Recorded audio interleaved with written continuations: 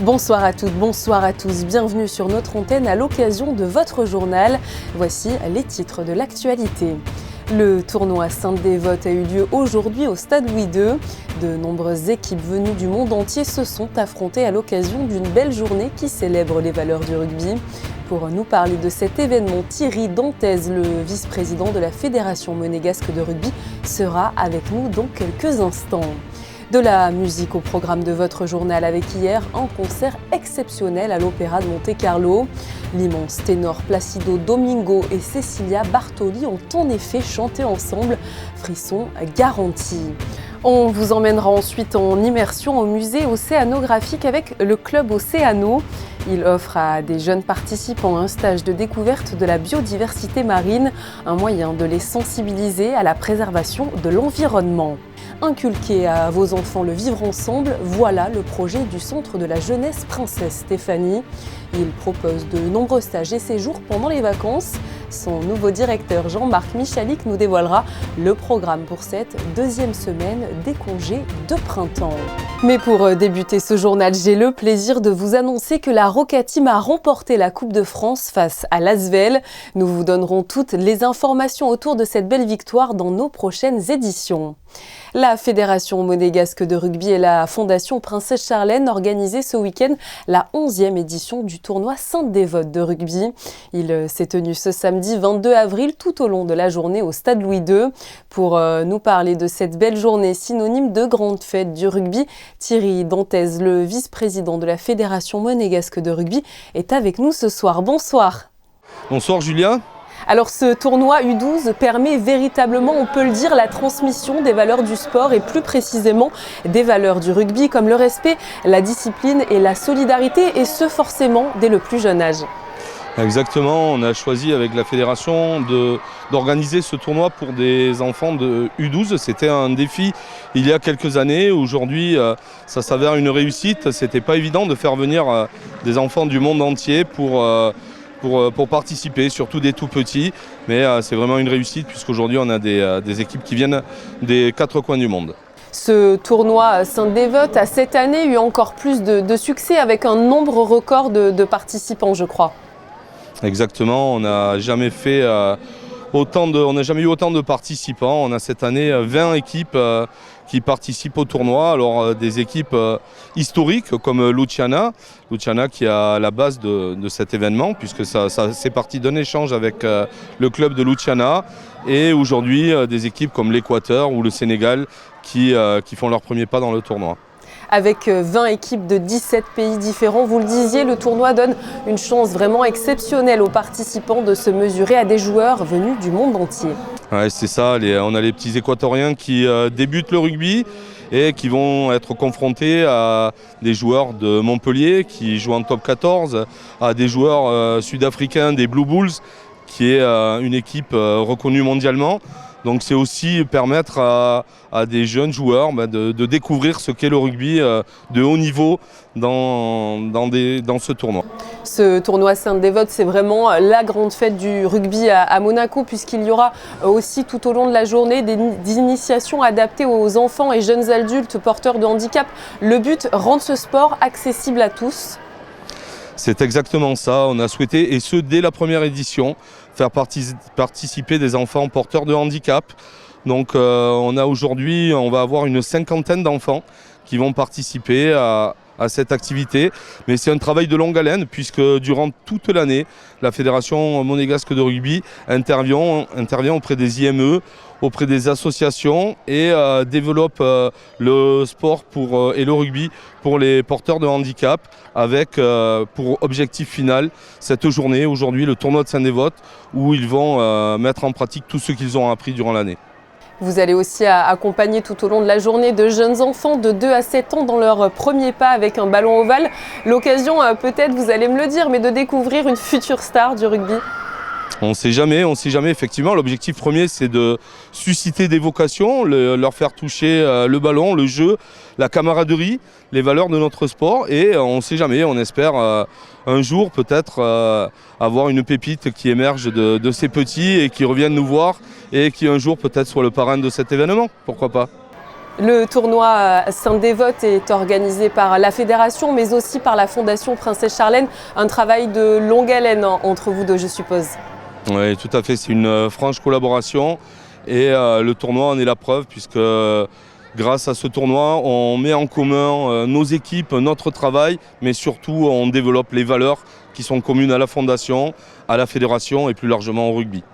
Le rugby qui est, vous le disiez, une valeur chère à la Fondation Princesse Charlène avec notamment Gareth Wistock qui est le secrétaire général et je crois que le rugby est un sport cher à son cœur.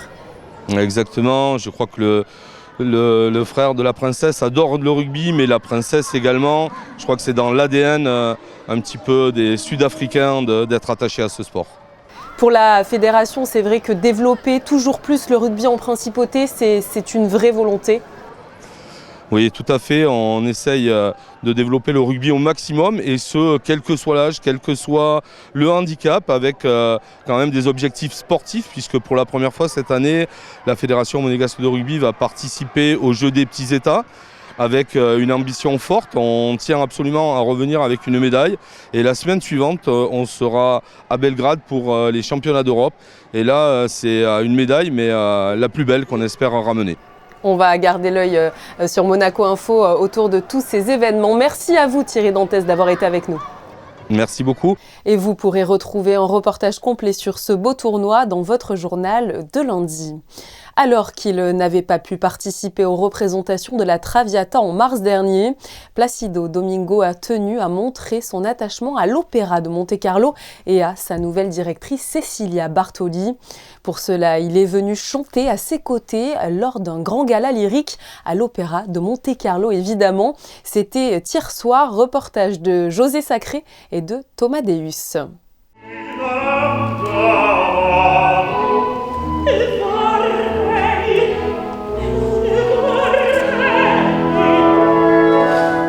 Cecilia Bartoli et Placido Domingo dans un extrait de Don Giovanni de Mozart. C'est une chance incroyable d'avoir Maestro Domingo avec nous. Ça, c'est un rêve. Je suis vraiment tellement heureux parce que c'est un programme extraordinaire. J'ai chanté pour la première fois ici que Fatto l'Otello. Saranno 24 années, peut-être. Oui, peut-être, oui. Je suis content qu'encore je chante. bien sûr. Et comment tu chantes? Et surtout faire un programme aussi.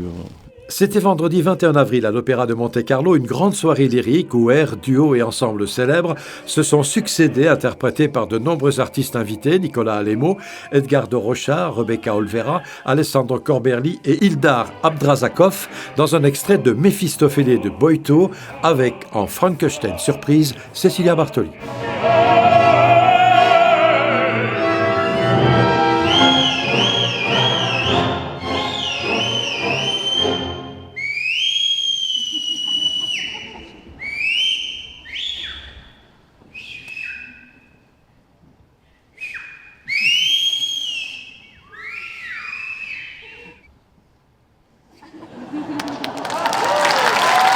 Je pense que c'est un joli bouquet comme celui-là de ce soir, entre la musique, on peut dire, sérieuse, les grandes scènes de Macbeth, ou même la grande scène de Desdemone dans le Assise à pied d'un salice, enfin. Et je pense que c'est avec des chanteurs magnifiques. Alors, entre la comédie et la tragédie, je pense que ça... C'est une soirée très apparemment légère, mais c'est pas légère. Non. C'est très difficile, c'est dramatique. On chante tout le monde musique que c'est pas facile. Non? À la fin, on veut les brindisi.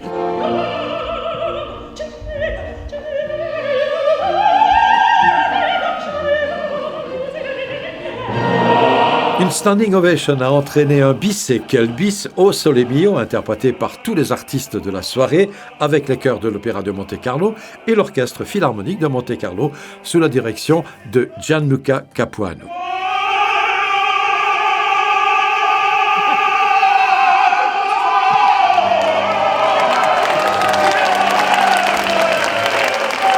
Vous avez de la grande chance que Cecilia elle est la directrice de théâtre. Vraiment, Je sais pas si c'est une chance. parce que C'est une belle responsabilité aussi, oui, Platino. parce qu'il va avoir beaucoup de répertoire maintenant. J'espère que moi, j'aimerais venir comme public aussi, quand je ne chanterai. Magnifique. De voir qu'est-ce que tu fais vraiment. La porte est ouverte, toujours, pour toi. Le musée océanographique propose aux enfants de participer à une immersion durant toute une semaine au sein du club Océano. Un stage de découverte de la biodiversité marine qui se veut autant pédagogique qu'amusant. Un reportage d'Émilie Terrasson sur des images de Jean-Alexandre Dordet. Le musée océanographique réaffirme toujours plus son rôle de médiation au service des océans. De 6 à 12 ans, les enfants sont plongés toute la semaine dans l'univers marin. Pour faire d'eux des ambassadeurs des activités scientifiques, animation et nourrissage des différentes espèces sont mises en place. Dans chacune de nos activités, nous allons proposer, si vous voulez, différentes missions que peuvent mettre en place les enfants finalement pour protéger telle ou telle espèce. Lorsqu'ils sont sur la plage, par exemple, qu'est-ce qu'ils peuvent faire concrètement pour protéger l'environnement? Et nous, on agit encore davantage, on insiste un petit peu plus encore pour qu'ils réalisent des actions vraiment concrètes. Pour poursuivre cette sensibilisation, les enfants établissent une charte pour résumer des engagements qu'ils sont prêts à prendre dans leur quotidien. On a écrit plein d'idées pour sauver notre océan, arrêter la pollution, tout ce qui ne va pas pour la nature. Une initiative encouragée par les visiteurs, invités eux aussi à signer. C'est bien quand on voit ce que la nature peut nous offrir. Je pense que c'est une bonne chose de les sensibiliser à la protection de la nature, tout simplement. Hors Noël, toutes ces initiatives sont proposées lors de chaque vacances scolaires. Et si vos enfants ne sont pas inscrits au club Océano, vous pouvez les occuper différemment durant ces périodes de repos. Le Centre de la jeunesse Princesse Stéphanie propose durant les congés de nombreux stages pour apprendre aux plus jeunes le vivre ensemble. Pour tout connaître des activités mises en place, nous retrouvons Jean-Marc Michalik, le tout nouveau directeur du centre. Bonsoir. Bonsoir. Merci beaucoup d'être avec nous sur Monaco Info pour nous parler des stages de printemps au Centre de la jeunesse Princesse Stéphanie.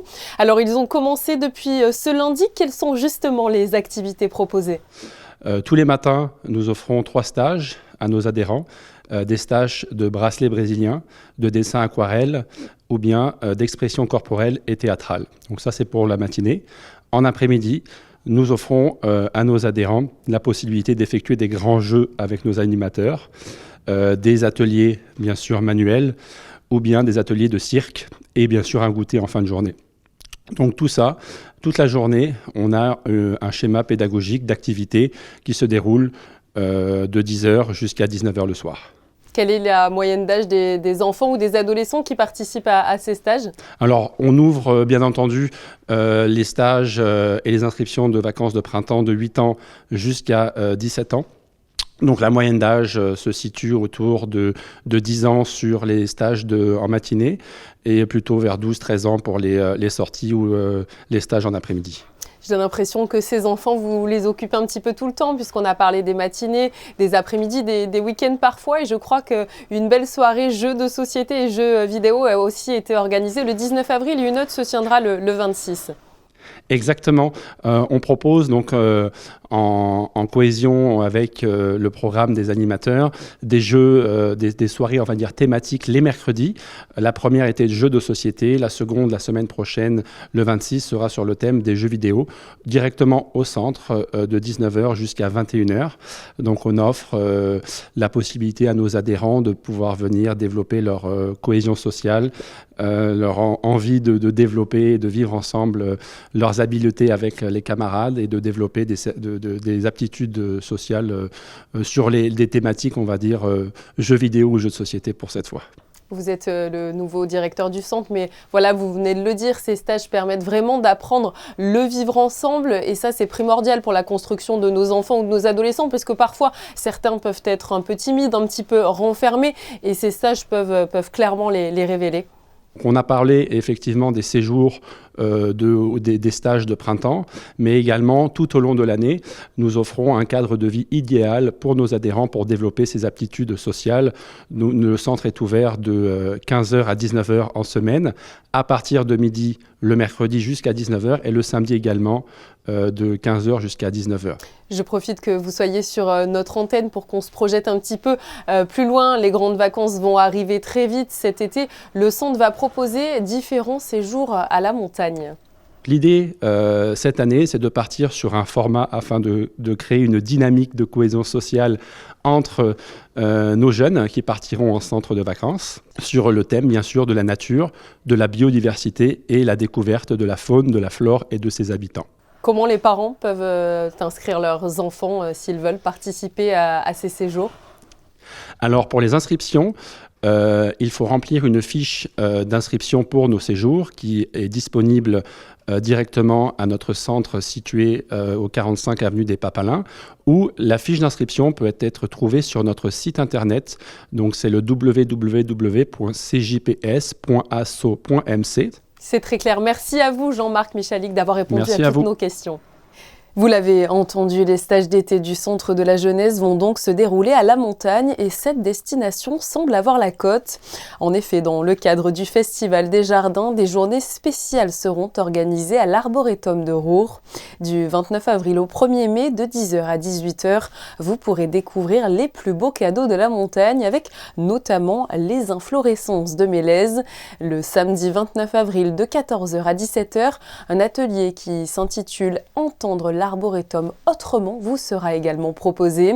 Le chercheur de son Alain Baudry vous emmènera sur les sentiers pour écouter les chants d'oiseaux et les bruits insolites de la nature.